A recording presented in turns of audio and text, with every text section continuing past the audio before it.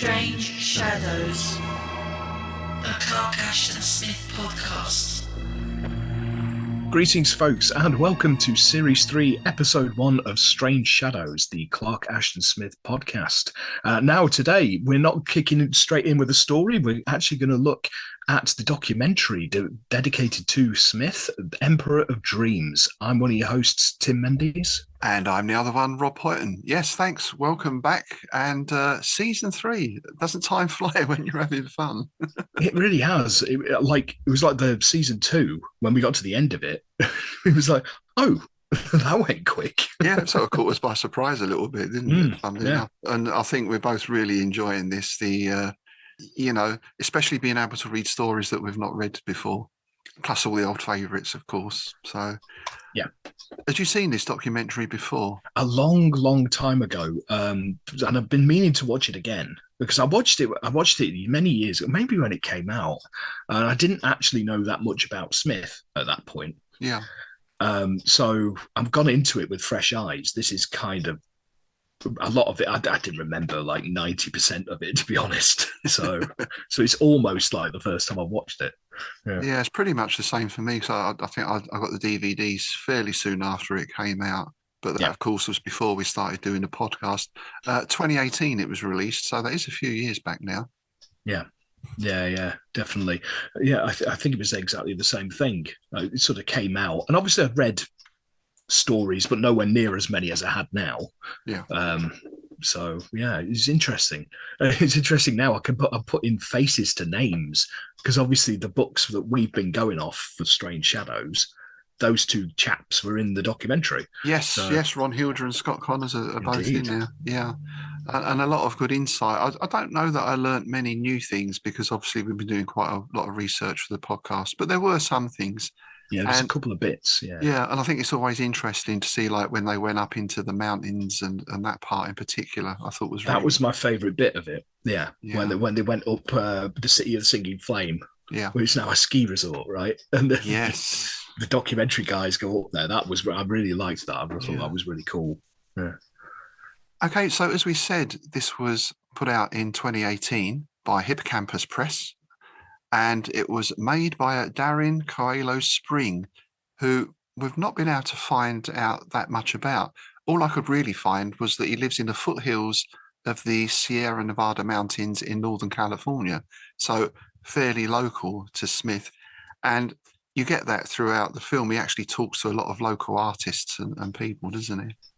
Yeah, there's a good lineup of it's a good mix actually, because you've got some names in there, but you've got a lot of the like local people who can give a real sort of local perspective. Like there's that chap he's just a fan, isn't he? Yeah. It says he's a bibliophile, and he lives there out in the sticks sort of thing, and he's talking about sort of growing up reading Smith and him being his kind of guy, the local chap. I thought that was really nice. Yeah, I've got a list of all the people who were interviewed in it, so I'm just going to run through this now. You've got Donald Sidney Fryer, who's probably the guy who's on it the most, isn't he? He's like... yes, that's the local guy. Yeah, he's a local historian, isn't he? Then you've got Harlan Ellison, who comes across as an absolute legend. Obviously, you've got St. Yoshi. You've got a local artist called Skinner, who does a lot of weird and fantastic stuff. And he's sitting there in a cap with heavy metal on it, and he's like stoned out of his gourd. You've got the legend that is W.H. Pugmire. Yes, nice. You've got Cody Goodfellow, who's another mythos writer who I've read a few. I keep meaning to get some like one of his collections or something, because I've read a few of his stories in like the Black Wings series. Yeah. And Weird Shadows over Innsmouth series. And there's a couple of them I've read that I really liked, so I do keep meaning to pick up some of this stuff. Then you got Scott Connors, Ron Hilger, Charles Schneider, who I think he's their local guy, isn't he? The one who was sitting in his yard kind of thing. Yes, yeah. You got Kyle Opperman, who's a local poet. I was the poet, yeah. You got Richard Stanley, yes, who, obviously the filmmaker. Yeah. William Dorman, who's another local artist. He was the sort of older bohemian chap with the beret and the glasses. Yeah. James Patterson and Adam Bolivar, who more poets. So Yes. yeah, And I believe Dorman as well was actually Smith's stepson. yes, that's it. Yeah. So we get some real Yeah. nice insight of Smith's sort of domestic life in his later years from him, don't we? Yeah, definitely. And also, there's a guy called Nick Savino who plays Clark Ashton Smith in those bits where they go up in the mountains. Oh, yes. Yeah. Just that figure walking through that desolate landscape. Yeah, which I thought was really well done, actually, because they put like a sepia tone on it, don't they? Yes. So, Well, I thought the whole thing was nicely made, and from a visual term, even in the opening credits, we get that nice shot of the sun and then going into the moon. And also, nice haunting music as well. I was just going to mention the music as well, because people often overlook the music. So most of the music was by Jacob Mingle and Peter Scartabello, and a soundtrack album is actually available. There's a vinyl album Oh, I available. might have to get that. So I'm sure it must be available digitally as well. If I can find the link, I'll add that in the show notes below. I might have to get that because I really liked it, especially that guitar piece over the opening credits. That was really moody. So from that opening, we go straight into Auburn Library, where Donald Sidney Fryer, who you just mentioned, is showing us the plaque dedicated to Smith. We're straight into sort of poetry reading, aren't we? This is nice throughout. There's a lot of Smith's work is quoted. Yeah. And I think, as they say, this is poetry that's made to be read aloud, isn't it? Yes, absolutely. Yeah. He does a good job of it as well. That's the first thing I noticed, because obviously we quote it a lot, and the amount of time we stumble over it, because obviously Smith's vocabulary, right? But he doesn't trip up over it at all, does he? He's obviously rehearsed that. And he also touches on something that comes in at the end of the film, so it's a nice sort of bookend, which I know is something we've noticed and talked about, is this slowly growing appreciation of Smith. Yeah. Given that we've had the huge surge in popularity of Lovecraft, or the continuing surge, and obviously your Robert E. Howards and so on. But we've always said it's Smith, out of what were termed the Three Musketeers of Weird Tales. He was always the one that was most overlooked. But perhaps his time is coming now. Yeah, well, that's exactly what Harlan Ellison rants on about at the end, isn't it? But we'll get to that in due course. But I thought, I'll put Cody Goodfellow put it quite nicely at that point, because he says that, Lovecraft, like in the 80s, finding Lovecraft, it was always in the back room of bookshops and in libraries and things like that, whereas now everybody knows who Cthulhu is, and Smith has become like an enclave. I thought that was a nice term. It's sort of, because it is, isn't it? It's like its own sort of little fandom alongside the Lovecraft fandom. Yeah.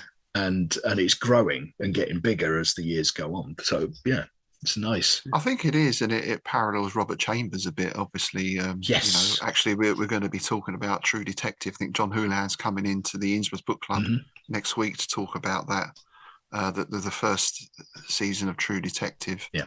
Which people say is Lovecraftian, yes, but it's all more to do with the King in Yellow and Chambers, isn't it? It's more Chambers than Ligotti, actually, because I mean, that was one of the things, but we'll touch on that. The thing that was always there was like somebody accused them of plagiarizing Ligotti, didn't they? And it was like, well we were plagiarizing Chambers. Yes, it is like spot the influence, but also, as we've discussed before, with Lovecraft, sometimes these people haven't even read Lovecraft, but his influence is such that they've read people influenced by Lovecraft. Yeah. So it's almost this organic sort of osmosis or something. Is that the word? Osmosis. Or like a sort of creeping fungus, perhaps, is more apt. Indeed. Yeah, you notice that a lot in video games. There was something I played a while ago called Darkwood, and it's really good, really creepy, really Lovecraftian and all the rest of it. And the developers were like, I've never read any, but I've read lots of these guys who were obviously influenced by it. So well, let's hope we're seeing the same with Smith, because out of the three, I mean, I think he is by far the best writer, although I love both the other two. Each has their individual merits, right? And we've spoken about that before. Yeah. But I think with Smith, it is the language, and we get a sense of that straight away. The plaque even calls him the Bard of Auburn, right? Yeah, I like that, because it's very, I didn't realize there was more than one plaque. There's various, isn't there, that we see throughout it, because there's and he's referred to as Bard of Auburn and the Poet of Auburn, and the Hermit. There is the other one, the Hermit Poet of Auburn. I thought that was nice.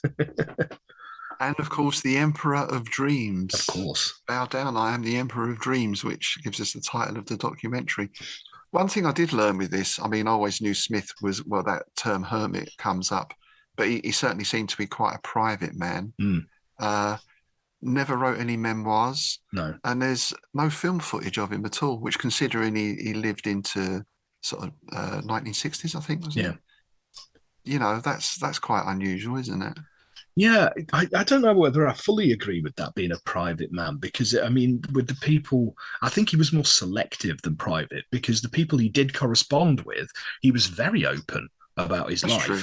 Like, That's true. Because I've got the book of letters between him and Samuel Loveman, and none of it is about work. It's all about personal life and hopes and dreams and fears, and because they're both poets, right? So they're waxing lyrical on the human condition, as poets are wont to do. And so he doesn't come across as private if you get through that initial. I think it's more shy than private. Well, that's something that comes out when they talk about his childhood, and also, again, sort of skipping forward to the end. It's this idea of he wrote because he had to write. He was a true artist in that he created because he had to create. He wasn't writing for effect or for a paycheck. Well, to some extent, we might say that with some of the stories. But even then, he wasn't chasing commercial success. No. And I like that Harlan Ellison thing of, you have to go to him. Yes. Yeah. There's something I said just before we started, that Harlan Ellison is probably the most quotable man I've ever heard talk in my life.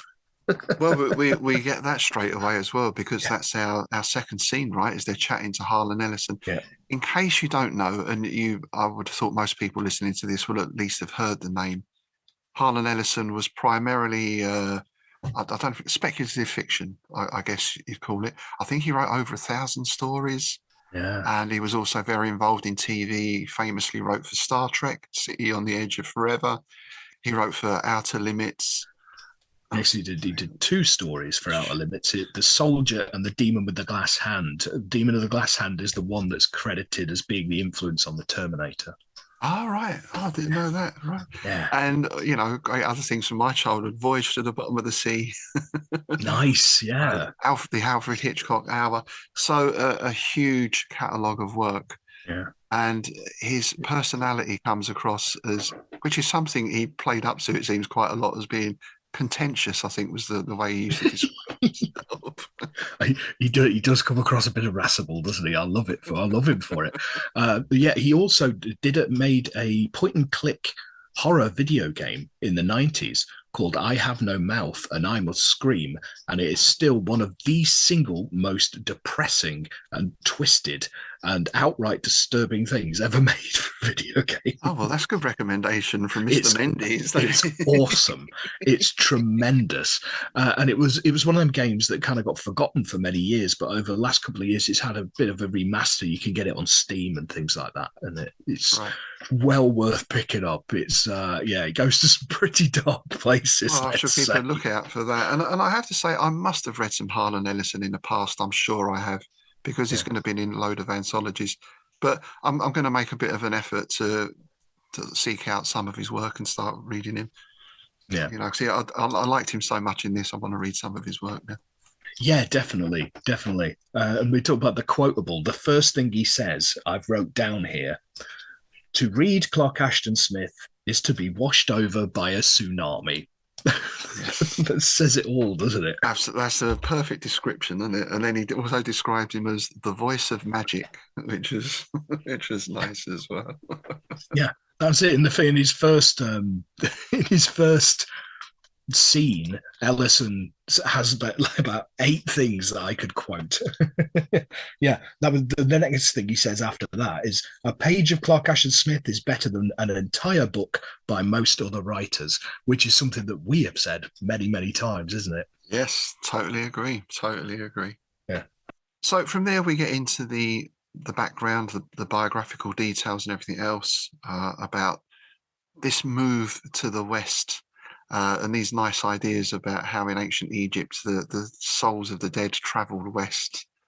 And I suppose in a lot of mythology, isn't it? It's that journey to the west. Well, there's a Chinese book called Journey to the West. Yeah, yeah. Go west, young man, and all that.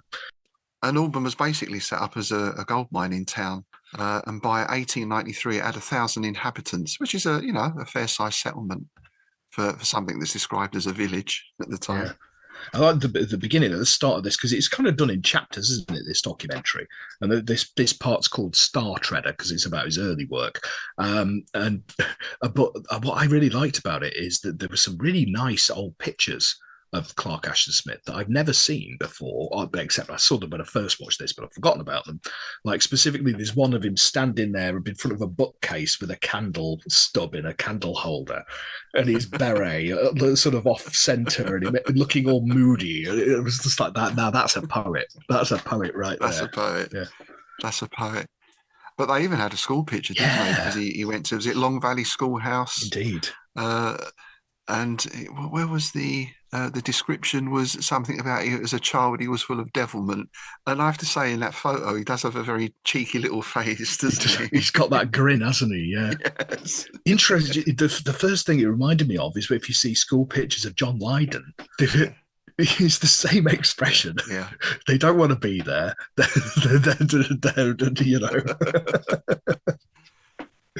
Yeah. And this is where we start getting that sense of Smith's shyness, because it seems as a kid he was, I don't know if loner is the word, but he wasn't someone who pushed himself forward. Mm. And apparently he went to Auburn Grammar School, and he didn't go to high school, or one of the stories is he went there for a day or so. One day, yeah. And just thought, nah. And that was it. And his parents supported that as well.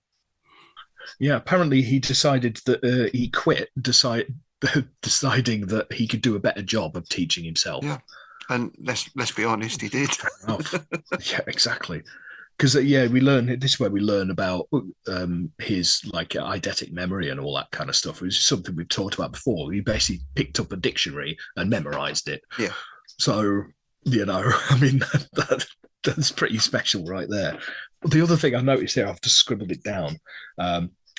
Born on Friday the 13th. Nice. Yes, I noticed that as well. Yes, very nice, very appropriate. And the other nice thing was at age 7, he helped his dad build the cabin. And of course, this was the cabin that he lived in for 50 years, I think. Yeah, something like that. Away out of the main town a little bit, no running water, no electricity. And that's how he survived up until the late 50s. I think he was living there. Yeah, till he moved in with Carol, wasn't it? Yeah. But they used to get there was a mine shaft either under the cabin or just behind it, wasn't there, or something? And that's where they used to get their water. They used to climb down these ladders into the mine shaft. Incredible, isn't it? Mental, isn't it? It's brilliant. Yeah. And that was where Lynn Carter gets mentioned there, who described him as a self-imposed exile from the 20th century, which again fits that that was a sort of stereotype of the poet in a way, I suppose. Or again, well, something we'll get onto later is that outsiderness. Yeah, and then we learn here that he wrote his first poem at 10, didn't he? Yes, it's that little thing to his mother, wasn't it? And even then, he's showing off his vocabulary. Even then, right? He's got a better vocabulary at 10 than most people do. At 50, as you might imagine, he was a very keen library goer. And this was a nice little personal touch for me, because Auburn had a Carnegie library. Now, I'm sure you've all heard the word Carnegie. He was a American, I guess, millionaire at the time. Maybe he was a billionaire, I'm not sure. But a philanthropist. Yeah. And Carnegie also set up and established and built, or had built, a lot of libraries in the East End. And in fact, where I grew up in Manor Park, it's still there.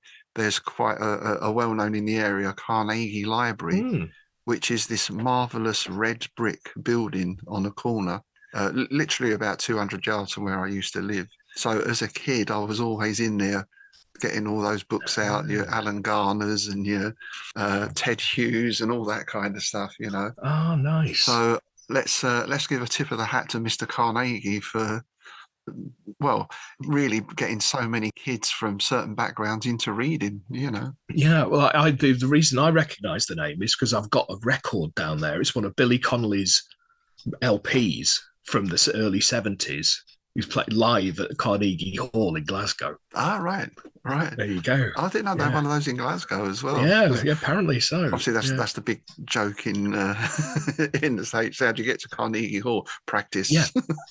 Yeah. But there is one that it's called Transatlantic Express. So half of the LP is recorded in the Carnegie Hall in the States, and the B side is recorded at the one in Scotland. Oh, nice! Wow. So there you go. Yeah, that was the joke. That was the whole the joke that sort of tied it all together. Yeah. So yeah, the story goes that Smith read every book in the library. I know, right? Which you can kind of imagine. I mean, it's not going to be a huge library, right? But a voracious reader, you can get through a good couple of books a week at least. Oh yeah. Yeah, and he discovered Poe at 13, and that was kind of the tipping point for him, wasn't it? Yes.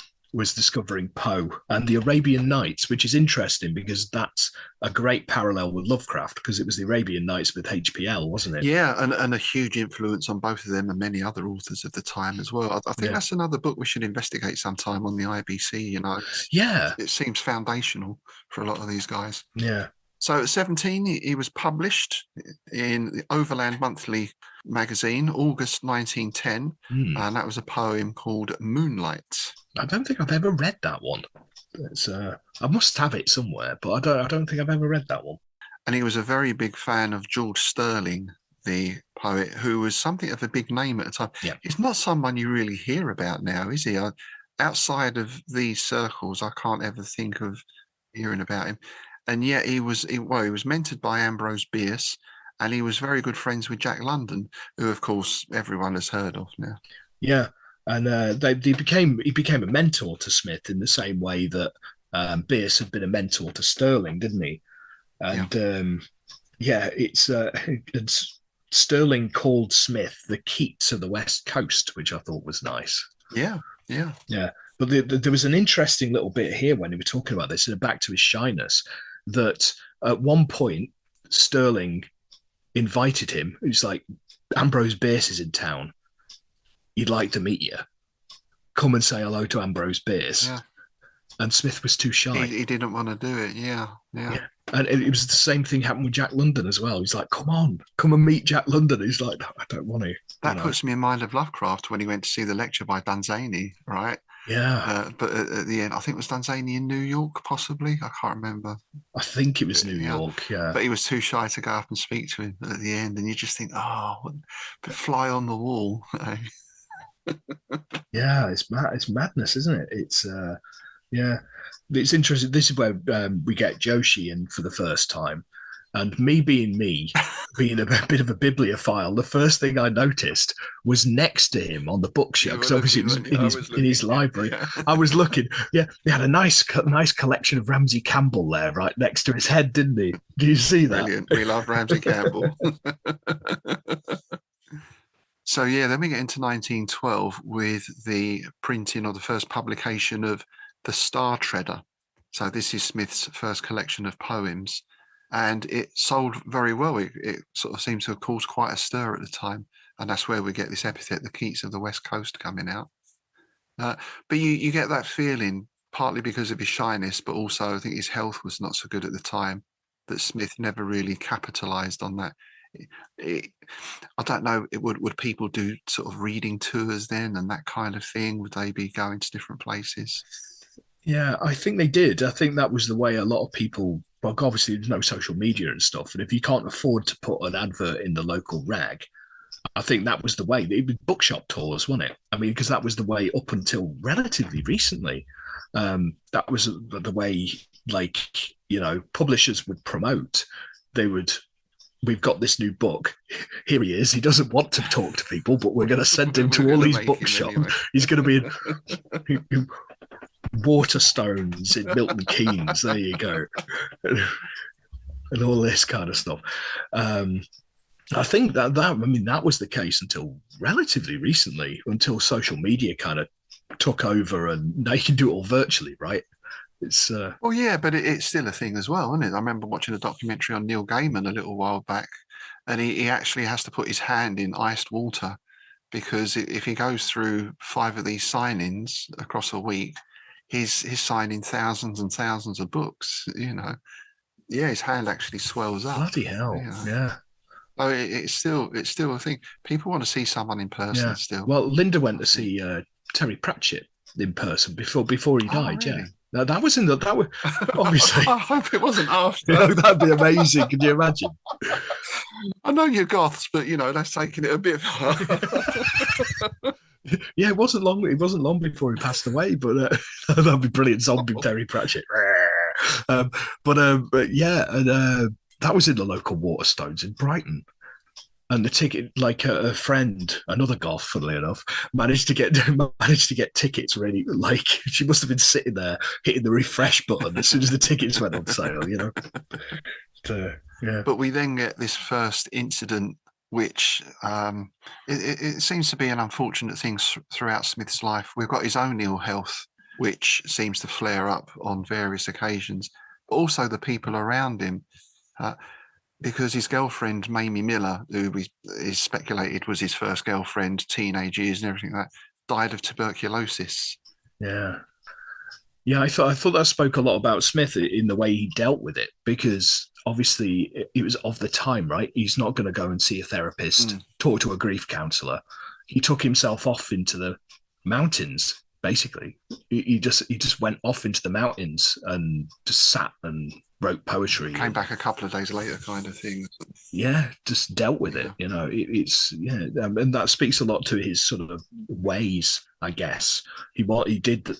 I think he liked that solitary thing, didn't he? Yeah. I think we all do, creative people. We like our own space every now and then. Just get away from the world, sort of thing. Well, yeah, and of course the world is even more invasive now, isn't it? Oh, isn't it? You can't. Well, it's like if I accidentally left my phone at home, and go out walking in the hills, find a pub in the middle of nowhere, sort of thing, This then moves us into Smith's art, because we're in 1915 now, and he had another bout of illness, and this is when he began drawing. And this is where we now go to Charles Schneider, the artist. And I like this. He described Smith's style as modern primitive, which I thought was perfectly accurate. It's not what you call technical drawing, but it has a certain vibrancy about it. It's very sort of primal in many ways, which reflects the things that he's drawing, these creatures and these idols and that sort of stuff. Yeah, lamias and all that kind of stuff. There was some great, again, there was a load of good pictures of things that I hadn't seen before. So that's really interesting. And like my brain was going, oh, that must be it. That's from that story. Or yes. Yeah. Because we've read a lot of the stuff, and it was like, oh well, that's that scene from that, and I thought that was really interesting. We see quite a few of those while they're talking to that local artist Skinner, who we I love him. Mentioned I love him. He's my new hero. Yeah. And one that stood out for me was the Garden of Hecate. Oh yes. Which is I'm going to look that up again. That picture is really striking. Really that good. One. And I thought at this point, and I did write this down here, and I was pleased to hear this a bit later on the film. I thought there was a touch of Blake about this work as well. Yeah, I can see that. I did that thing when the picture of the spy popped up. I went, oh, that's the one that's used as the cover for the Dark-Eyed Omen, the penguin one, right? Yeah. So I felt clever because I recognised one of them, But behind this, right, behind these brilliant pieces of art, you've got Skinner talking in his sort of laconic kind of way, I would say. He's obviously a partaker of the devil's lettuce earlier in the afternoon, and I love him. He's great. But he said, he appreciated it because it was like when he first read it, when he first looked at Smith's drawings, he was like, "This is some serious MC Escher shit. This is like some Jim Henson shit on crack." That's a quote. It's a good quote, and we do get into a little bit of a discussion on drugs shortly after this, indeed. don't we? Yeah. Which was interesting. Yeah. And the landscapes as well. There was one or two of those I'd not seen before. They were very striking. There was one in particular that had a lot of flowers on a dark background. Yeah. It's almost impressionist in its style. Very vibrant. Yeah, definitely. And yeah, just here where we're looking at his pictures, you get W.H. Pugmire sitting next to a stuffed raven. So if he wasn't already one of my favorite people who ever lived, he is now. But he's got this sort of homebrew bound thing because Smith illustrated the Hashish Eater, didn't he? But it never got published in his lifetime. Yes. We had it. It was in 1922. We got the Ebony and Crystal, yes, which was self-published. That's the second collection, which has got the Hashish Eater in. Yes, which was his longest poem. I think it was. Yeah, I think that's and he did do a set of illustrations for it, and the two were never published together, at least in his lifetime. Yeah, and but Pugmire's got this one. It was done like a short run in the 70s by some independent people.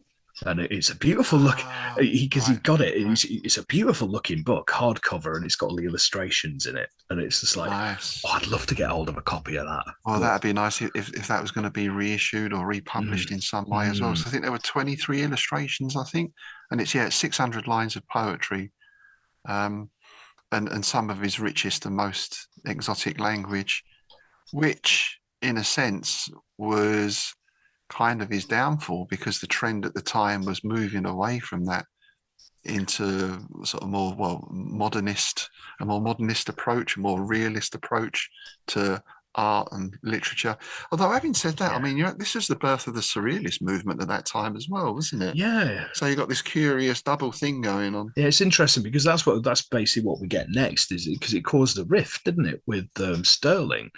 Because Sterling was trying to push him into more modernist themes, but Smith wanted to be weird. Basically, that was the sort of gist of it, wasn't it? And it caused a real rift between them. It's like, to quote the Cramps, "Stay sick, stay sick." Yeah, but it's like I mean, the first thing I thought of when I was listening to this was it was the artistic temperament in it. They couldn't poets. They couldn't just have a little disagreement. They had to have a full blown feud.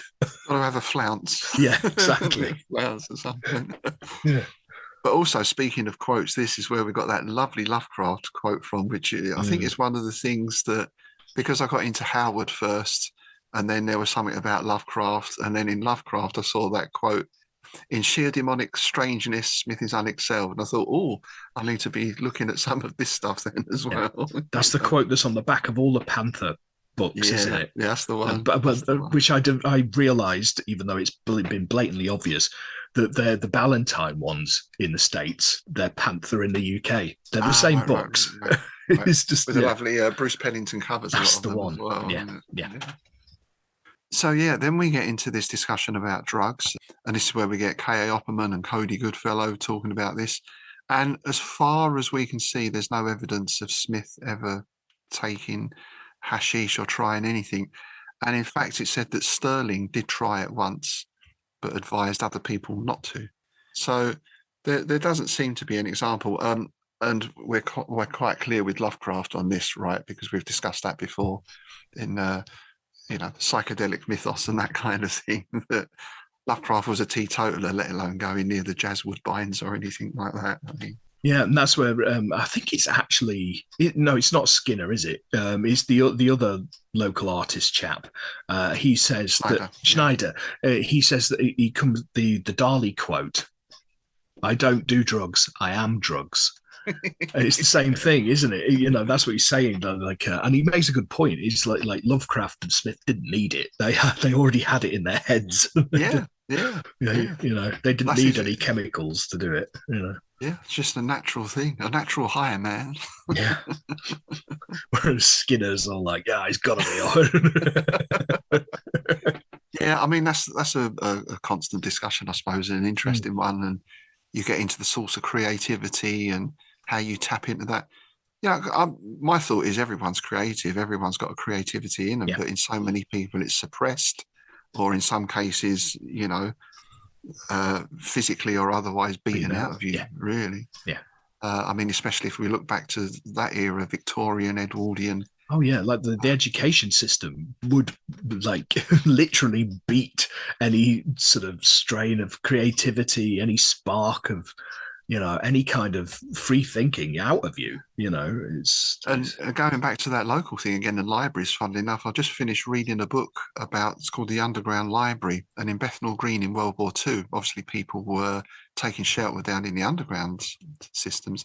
And they were like little worlds, little communities grew up down there. Yeah, they were. Yeah. And one of those was a library, because the local library got destroyed. It was bombed out. So they moved the library underground and were basically encouraging all the local kids to come in for readings and that sort of stuff.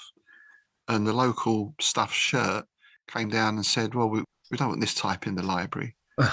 And, there's a scene in it. It's a fictional story, but it's based on true events of a kid showing the librarian his hand and the scars on his hand where he'd been beaten for trying to write left-handed. Yeah. So this is not that long ago. No. Yeah. This is my parents' lifetime, Yeah, it's terrifying when you think about it, isn't it? Yeah. So yes, maybe because of that change in fashion, the book didn't sell very well. It sold quite poorly, in fact, and Smith was forced to get a proper job. Well, it was a writing job, I suppose, but it was a job. Yeah. As a columnist for a sort of a local paper, from the looks of it. Was the local rag? Yeah, it was. Yeah, there's a nice little quote from it, wasn't there? That somebody read out. I think it may have been Harlan Ellison. It was read out one of his columns, and it was basically Smith having a bit of a moan about the modern world. And we see elements of that satire that we get in a lot of his, particularly the sci-fi stories later on. Yeah. And there was a sense that this was going way over the heads of his audience, because I can't imagine Smith toning himself down too much to fit the audience. Perhaps he's not going into his full flights of fantasy, given that it's a newspaper column, but I can't imagine him sort of scaling things down. No, he's not pitching it at his audience, is he? No, he was. I think that's one of the things that's very commendable about Smith is he's quite uncompromising in what he put out there. It was sort of, this is what I think. Deal with it. Yeah. Totally. And this even happened, we mentioned this rift between him and Sterling, right? In 1925, Smith sent The Abominations of Yondo to George Sterling, which was one of the first sort of stories he wrote, I guess. Yeah, it was sort of a prose poem, wasn't it? Yeah, it's certainly the first main story in the book, isn't it, in the Nightshade collection. And Sterling said, this is not a mature form of writing, which must have hit Smith pretty hard. Yeah, they had a big old fight over that, didn't they? It's quite sad in a way, because Sterling committed suicide not short after it, didn't he? Yeah, it was the next year. Yeah, and I've not found any speculation as to why he might have done that, or any information on that. No. It could be any number of reasons, of course. But again, there's our second big tragedy in Smith's life, which unfortunately seemed to set the tone for future events. Didn't it just? Yeah. Yeah, now next after Sterling sort of went, we go to another sort of correspondence, sort of almost mentory. Well, no, they were more peers, weren't they? You get Lovecraft coming into it now. Well, Lovecraft wrote to Smith first, didn't he? And he was effusive in his praise, wasn't he? Quite unusually for Lovecraft. Yeah, it's like S.T. Joshi says on the documentary. Yeah, it's like Lovecraft acted like a fanboy. Yeah. But that's led, as we know, through reading Dawnwood Spire, Lonely Hill, and all that kind of thing. This incredible friendship that developed between the two of them, and how playful their letters were compared to their letters between, say, Lovecraft and Howard, or Smith and Derleth. Yeah. When they're speaking to each other, there's so much warmth and enthusiasm in there. They're really nice letters to read. Yeah, I noticed that because they was flashing up some screenshots of some of the letters, and I was like, "Oh, I've read that one." I'm pretty sure Rob Boyd read that one out the other day. Yeah. Yeah. But this is where we also get this introduction to your George Kirks and your Samuel Lovemans and all the rest of that circle. It was a fairly extensive circle, Yeah, it actually, was. wasn't it? Yeah, yeah, yeah. Because it was through those two that Lovecraft discovered Smith's poetry, wasn't it? Because was it Kirk gave him the ebony and crystal first, uh,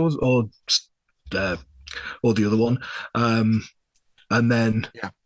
a few weeks later, Loveman gave him a copy as well, or something.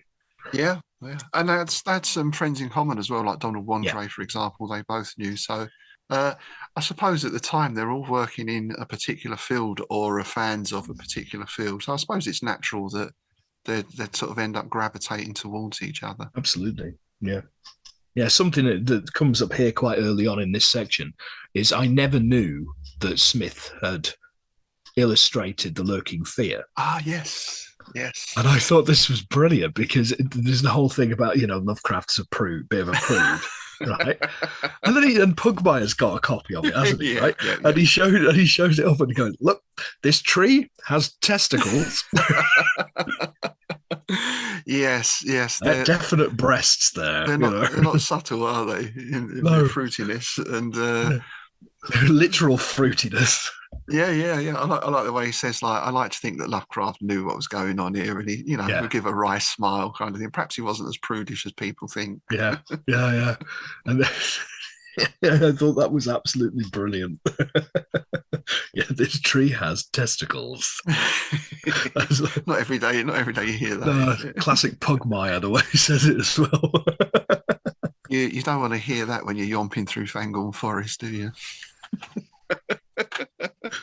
Brings a whole new meaning to got wood, doesn't it?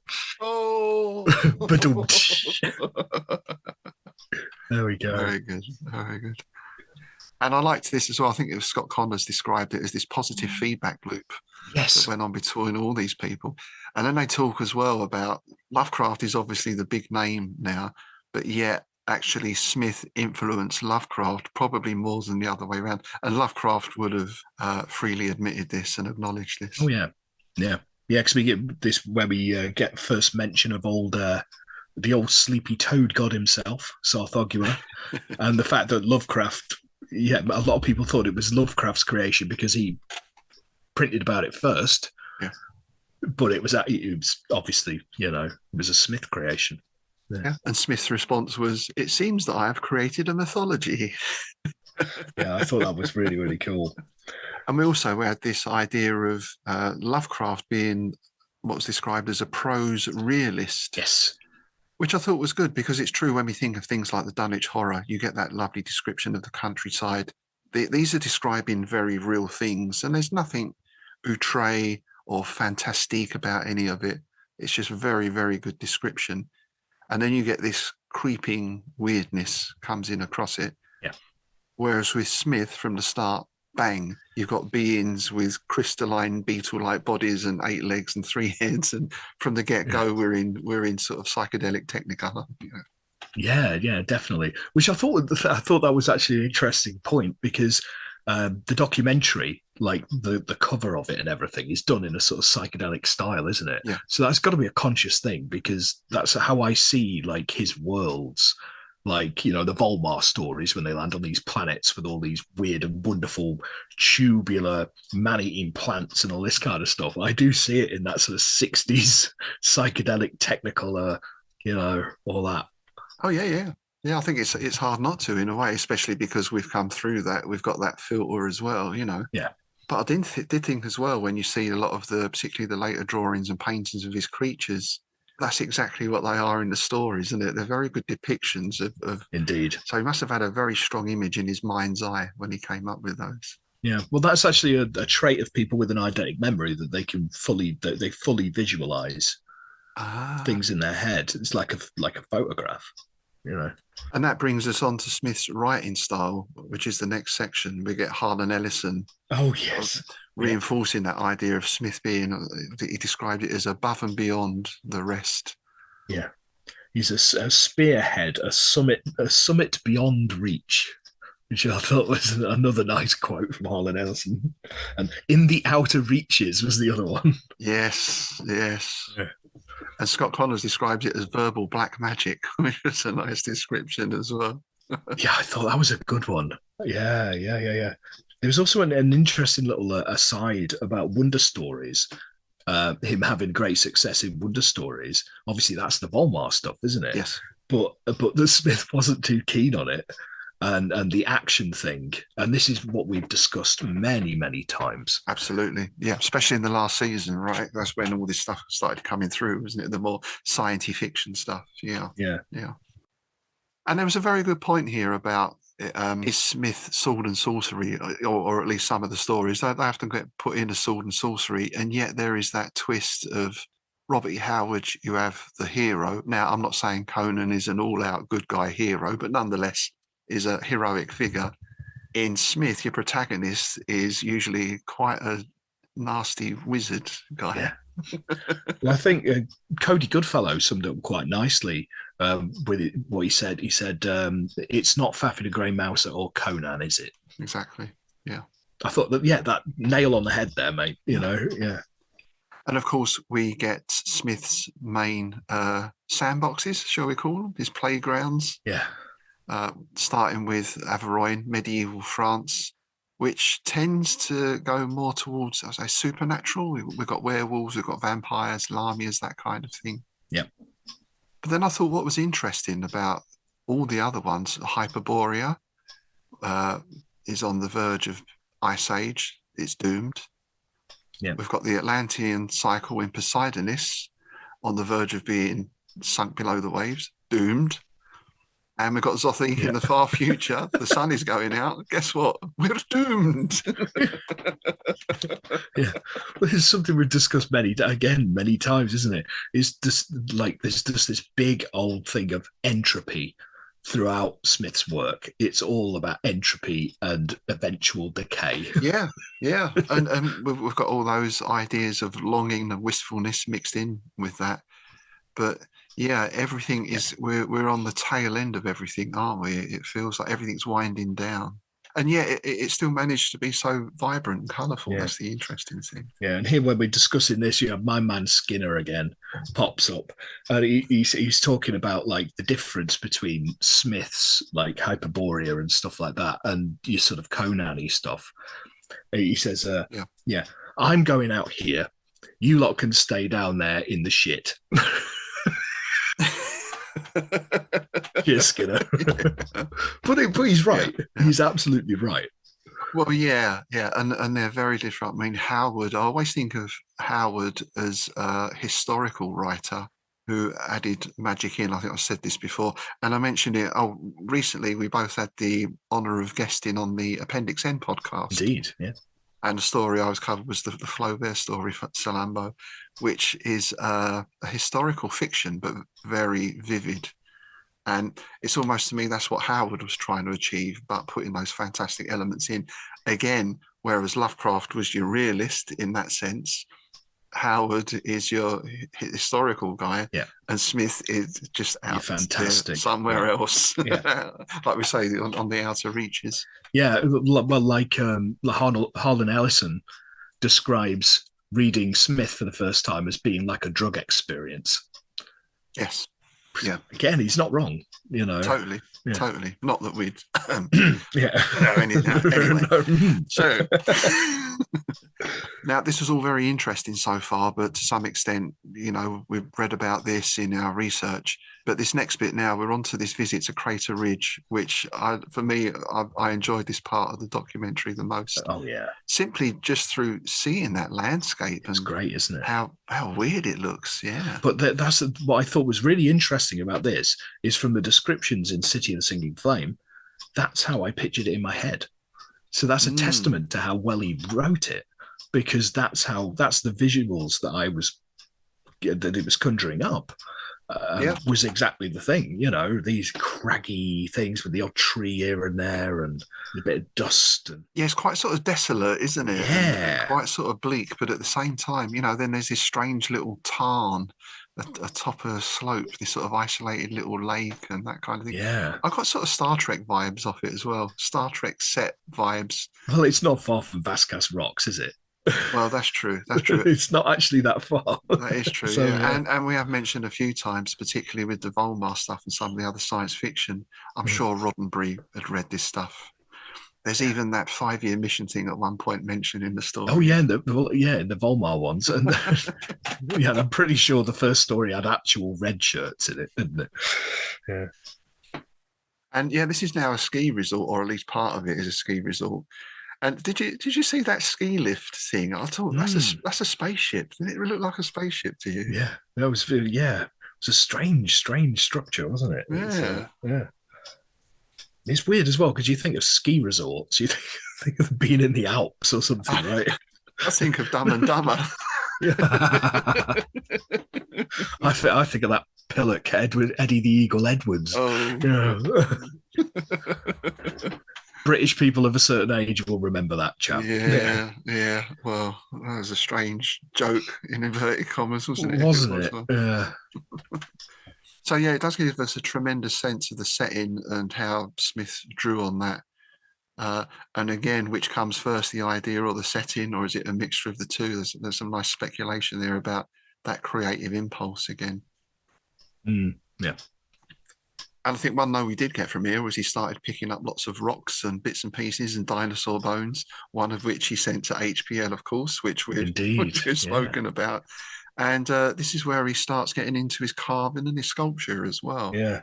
Oh, there was one other little bit in that section. I think it was Scott Connor. We were talking about heroes earlier. And there's a nice quote here from Scott Connor. In Smith, the hero is a mood or a phenomenon, which I thought was a good summing up as well. Oh, yeah. Yeah. There was an interesting bit when talking about City of the Singing Flame that many people, like we said at the time, that's Smith and Lovecraft, isn't it? Yes. The two people in it. Yes. Yeah, on the sculptures, is it Connors or the other chap, Hilger, who's got the pipe bowl? That's awesome, isn't it? Yeah, that's a really nice. That's a lovely space, isn't it? That's that was absolutely brilliant. I'd love something like that. Sit in my tweed with me stone carved face pipe bowl. I could rock that. Especially as it's black. Very goth. So then we get into the sort of the sadness sort of continues here because obviously we've got the death of Lovecraft. We've got the death of Howard.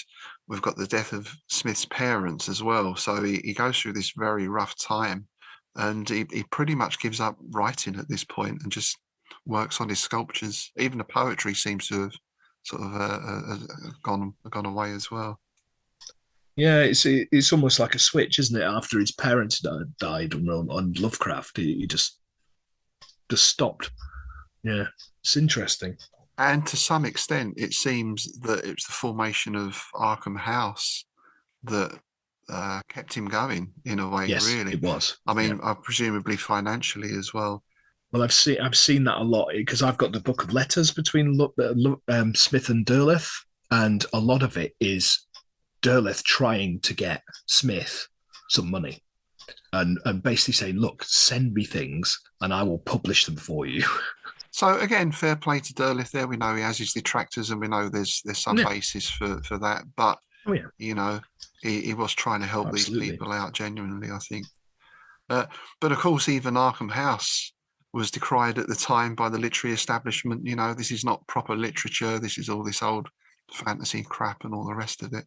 And Smith seemed to get quite despondent here to the extent of he wanted to leave Auburn. He wanted to leave California. He even wanted to leave the USA. I can imagine him wanting to go to France. That's a very Baudelaire kind of all that sort of stuff, isn't it? Yeah. Well, that's it. Yeah, he was a big fan of Baudelaire, wasn't he? So I could see him doing well in France. Because he wore a beret, didn't he? and all that. You could just see him Yes. flouncing around Paris, cigarette holder. Yeah. Yes, and a cigarette holder that he holds in it. People, obviously, listeners can't see this, but it's when the cigarette holder is held like that. Yeah. Normally a cigarette is held between the fingers, but when it's held with the tips of the fingers and the thumb, that's a very Like a pen. Yeah, it was very Noel Coward, isn't it? It's hello, dear boy. And I thought there was a lovely quote here as well. I'm not sure who this came from, this one, but it was about Smith being more of an outsider than Lovecraft, because Lovecraft was an outsider in sense of time. He felt himself out of time. He should have been a restoration gentleman, but Lovecraft loved Providence. Smith felt he was out of time, but also out of space as well, because he didn't like where he was. So he was out of space and time. Yeah, it was that local historian chap. Oh, right. Yeah. So, yeah, I thought that was a very insightful comment. Yeah. And we get quite an insightful bit comment about what it must have been like for Smith in Auburn from Skinner, because he's in Auburn, right? Yeah. And he tells a story about like meeting people, because it's obviously it's very blue collar and all the rest of it, and they're all like, "Oh, right, you're an artist. Oh, that's excellent.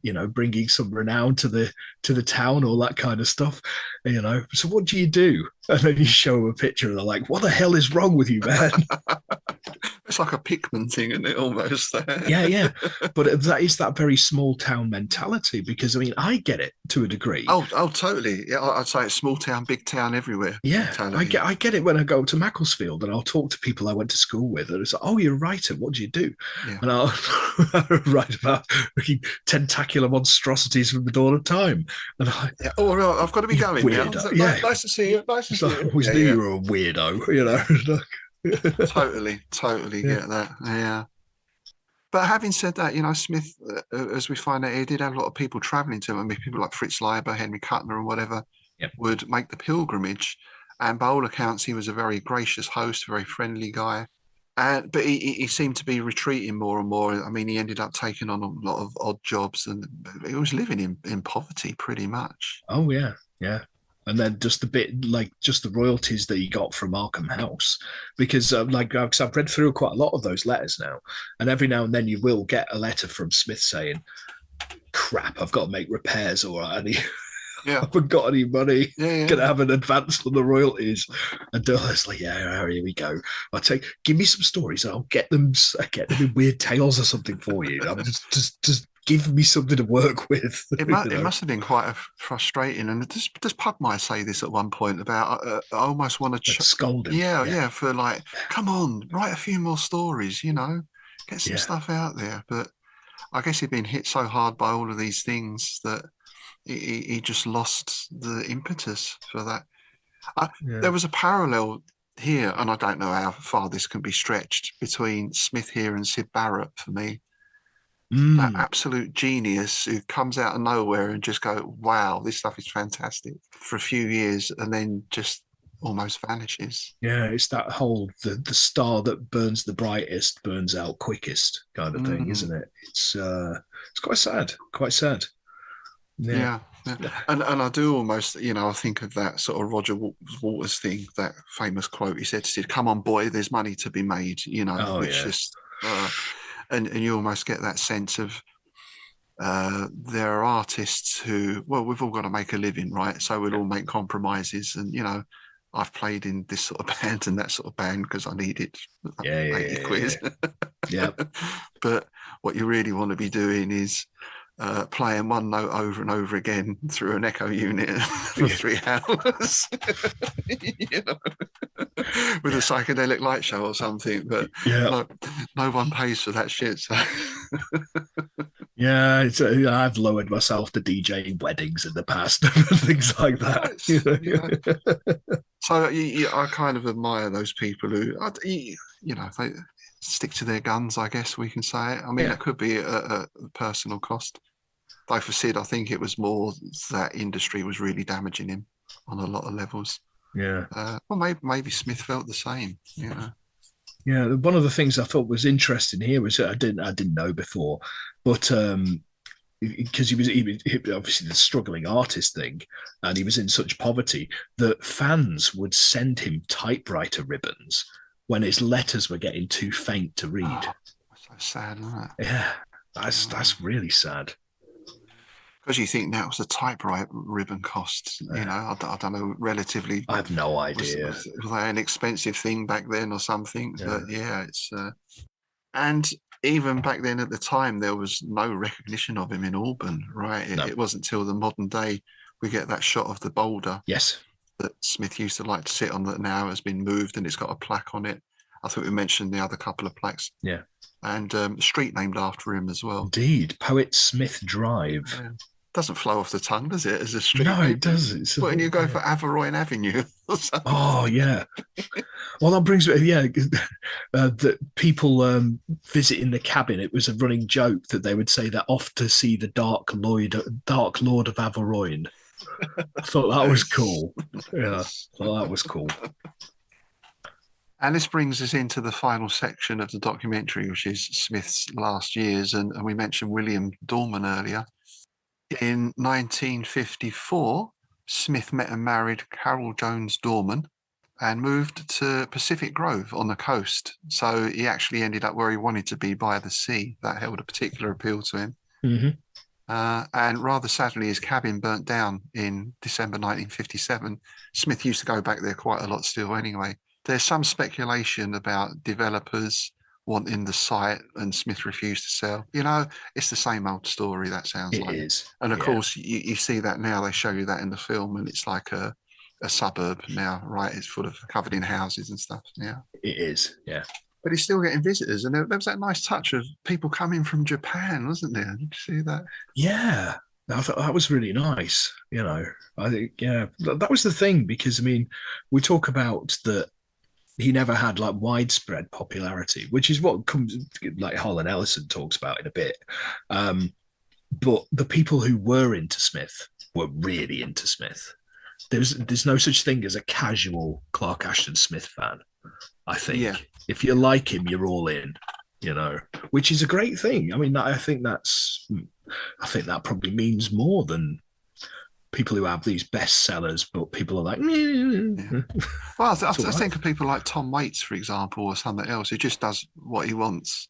Yeah. And, you know, you like it or don't. Or those bands that are like, you know, musicians bands. Musicians tend to like certain bands and no one else has ever heard of them, that sort of thing. Indeed. Yeah. That's Smith is the writer's writer, perhaps. Yeah, I could see that. Yeah, the bands like The Fall and Suicide and things like that were always bands that other bands really liked, but nobody else had ever heard of, kind of stuff, you know. Yeah.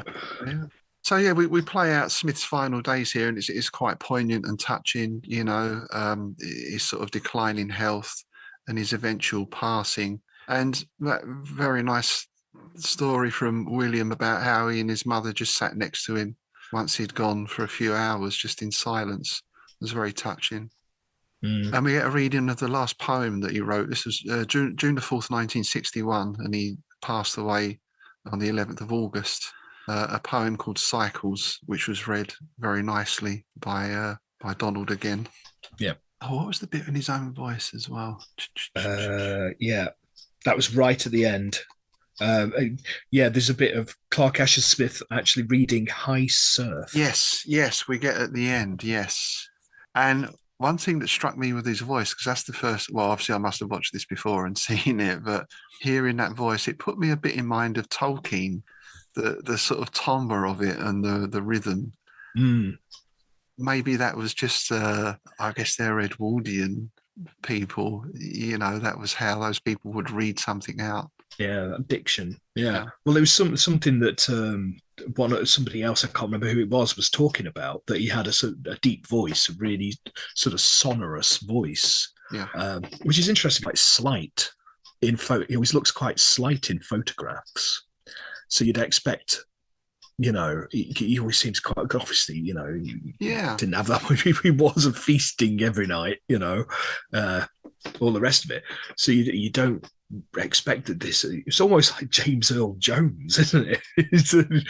Yeah, it was a very nice mellifluous Yeah, tone. mellifluous Yeah, tones. in Yeah, contrast to someone like Crowley, who looked like a big guy, but when you hear his reading, "In the earth is Leon," yeah, quite yeah, strange, isn't yeah. it? Yeah, It is. It's it's not really odd. exactly Charles Yeah. Gray, is he? No. Yeah. Yeah, that shocked me the first time I heard Crowley. It Yeah, was like, what the hell? who's that? Yeah. Yeah, Pan. And we finish up with, as we mentioned before, this idea of the Smith revival. We've got the Arkham House books, the 13 Arkham House books. And since then, particularly from the 70s, a whole slew of paperbacks, the new editions in the 2000s, the Penguin Classic, we've already mentioned, 2014. And of course, the books we're reading from, we're following for this podcast, the Scott Connor and Ron Hilger editions, Nightshade Press. Yeah. So, yes, well, long may that continue. And they touch on the adaptations as well, because as we found out at that time, there are only two. I think we covered The Last Incantation as well, which was a new one, obviously made after this documentary came out. Yes, we did. Yeah. So they just briefly touch on those. And Yeah. I mean, that's sort of say what we said about them, really, don't they? Pretty much. Yeah. It was quite funny that what the voiceover guy says the Return of the Sorcerer was probably Smith's worst nightmare. It was because it's turned into this high camp thing. I don't know. I think he might have got a kick out. I think he may have definitely got a kick out of the female character that was included. Oh yes, and he would have liked the go. And Yeah. I get an impression he would have got on famously with Vincent Price. Yeah. I think those two I would think they have got would. on very well Yeah. together. Yeah, it talks about Mother of Toads, and you get a brief bit from Richard Stanley, and because he's talking about how hard it is to adapt, and he makes a very good point that animation is probably the way forward if you wanted to adapt Smith, because how are you going to do these weird landscapes? It'd look crap, you know. I guess it'd have to be CGI in a certain way, perhaps. Yeah, But CGI comes with a price, I guess. So for your low budget exactly. film, you never want to do cheap CGI, because that looks like cheap CGI, right? So unless it's big budget, And even then, I'm not a huge fan. I can always tell when something's yeah, CGI. You know, I prefer the old school model shots, and you yeah, know, yeah. I think it'd have to be done in a very subtle way, and obviously mainstream media is not known for being subtle. no, But then you go back to the idea again of the hero is the mood, indeed, indeed. which is something that we've spoken about, obviously, with Lovecraft and everything else. When it comes to filming it, there's no characters No. as such. Well, it's like I've said, the characters are the locations, especially in Lovecraft. Like the main character of the Dunwich horror is is the village, you know, and things like that. You know, Innsmouth is the main character. Yeah, which is very, very true of Smith. And a lot of those old Weird Tales authors, actually. The more I read, the more you realise uh, that was definitely a thing for the weird fiction of the time. It's that idea of how do you get that, particularly if we're talking cosmic horror. I mean, most times they'll try and portray that as people who look up at something odd in the sky. There was a film that I can't remember. I think it's an Australian film, sort of post-apocalyptic. And the final shot is one of the most chilling things I've ever seen in a film. Was they're on a beach, so it's a bit like your Planet of the Apes kind of thing. Hmm. And Saturn rises above the horizon, but it's huge. Nice. And it just looks fucking scary as shit. I don't know why. Yeah. Nothing happens, but it just looks really odd. Yeah. Well, that's the Willows as well, isn't it?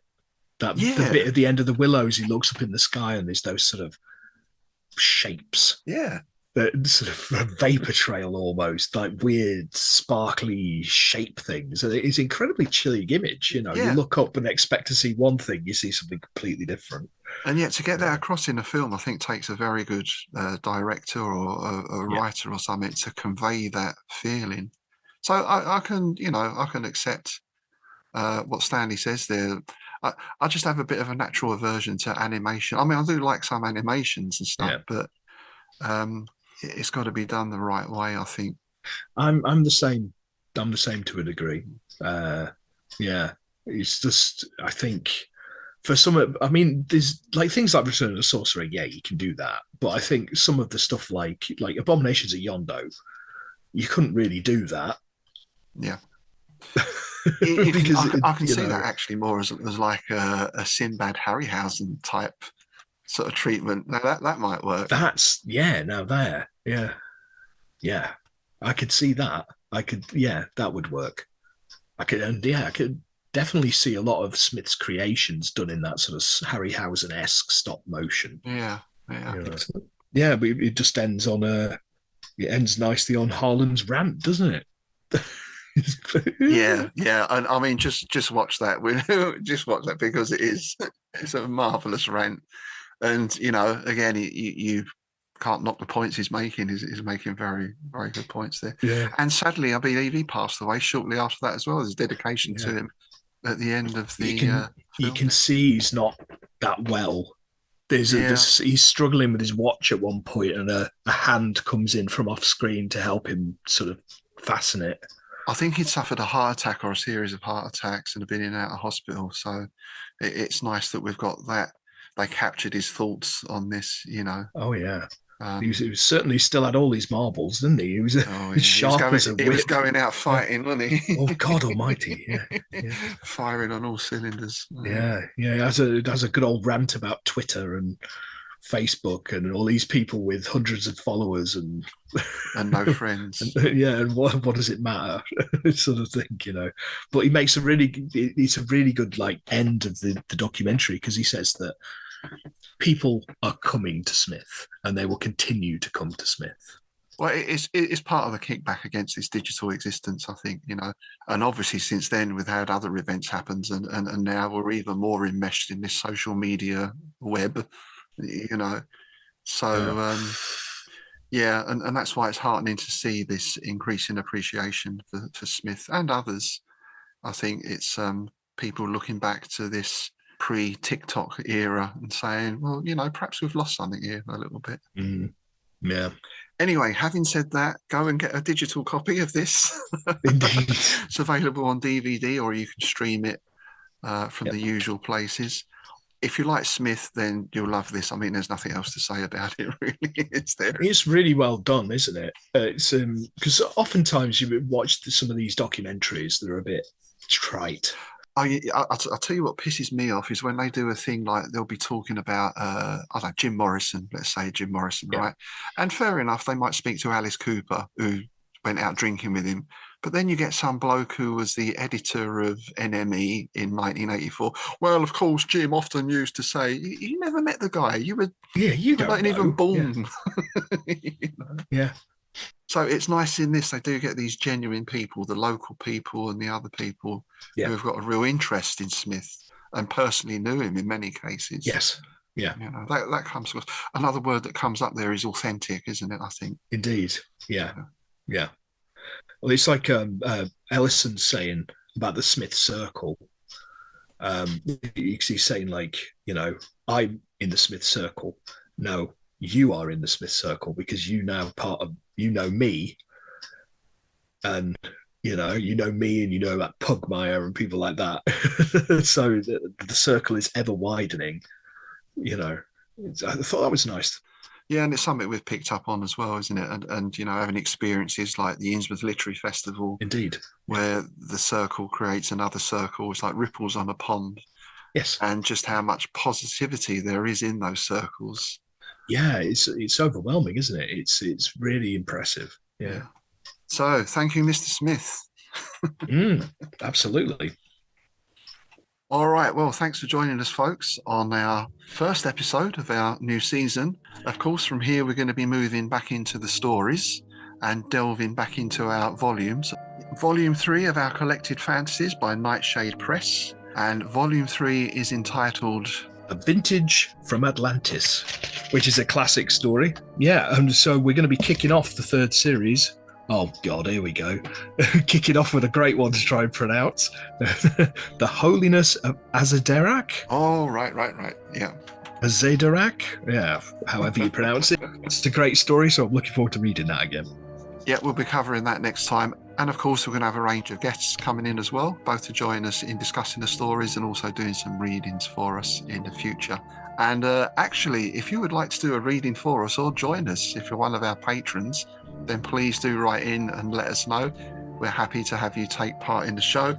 And speaking of patrons, I just want to say a big thank you to all our existing patrons. And I'd also like to welcome a new patron. And I hope I'm going to pronounce this right, because I'm not sure of the pronunciation. Liam Spinage. I hope that's the correct pronunciation. In any case, welcome, Liam. Thanks very much for joining the team, so to speak.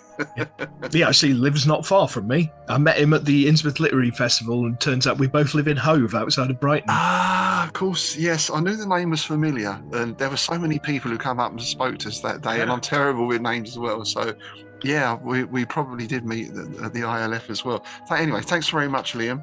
I did actually look into that name because I was trying to find a way to pronounce it.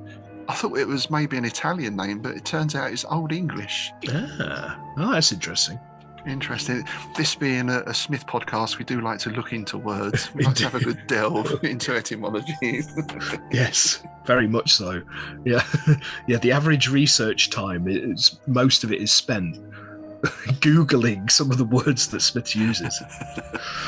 And I'll tell you one thing, people confuse etymology and entomology. Oh, that bugs me beyond words. Oh God, the first one of the series, and he's already got a bad pun. There we go. Excellent. There we go. I think we better end on that note before it degenerates any further.